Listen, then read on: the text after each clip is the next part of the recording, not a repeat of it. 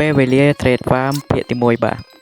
admin build នេះគឺខ្ញុំមិនសូវមានសំណាងទេអ្នកនរគ្នាព្រោះតែbrain rot ដែលខ្ញុំចង់បានដើម្បីធ្វើ trade farm នោះវាទើបតែចេញនៅពេលក្រោយបាទអ្នកនរគ្នាអញ្ចឹងអ្នកនរគ្នាចាំមើលថា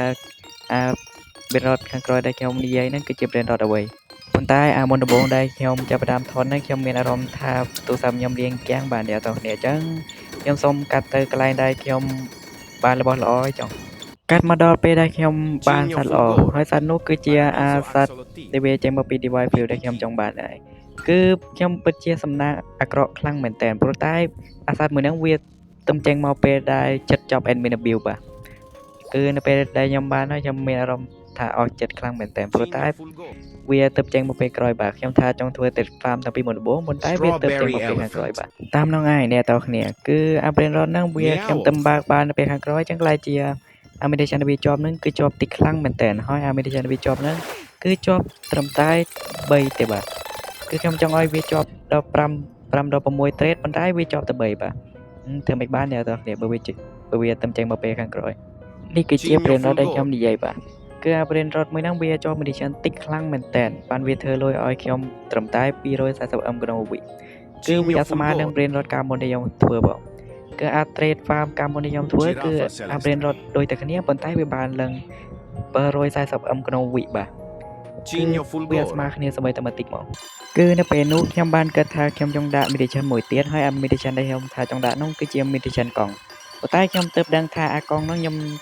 យកដាក់ញាត់ទូអស់ហើយអញ្ចឹងខ្លាចជាmeditation កង់ហ្នឹងខ្ញុំអត់បានធ្វើបាទគឺស្ដាយណាស់អ្នកទាំងគ្នាគឺឆិតបាន meditation កង់មួយទៀតនេះគឺជាលទ្ធផលដែលខ្ញុំធ្វើបានបាទគឺខ្ញុំពិតជាស្ដាយខ្លាំងមែនតើព្រោះតែbrain rot មួយហ្នឹងវាចេញមកពេលខាងក្រោយបាទគឺពេលដែលឈប់អស់ admin build ហើយបាទអញ្ចឹងខ្លាចជាបើឧទាហរណ៍ថាវាចេញមកតាំងពីមុនដំបូងមួយហ្នឹងវាអាចទៅដល់400ទៅដល់ 500M ក្នុងវិបាទខ្ញុំពិតជាស្ដាយខ្លាំងមែនតើប៉ុន្តែគឺ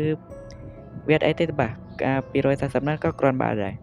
នៅក្នុងពេលនោះខ្ញុំក៏បានយក account ធំរបស់ខ្ញុំចូលមកក្នុង server របស់ខ្ញុំដើម្បីយកសត្វដែលខ្ញុំទំធ្វើ trade farm រួចបាទអញ្ចឹងខ្ញុំឲ្យអ្នកទាំងគ្នាមើលក្នុងផ្ទះ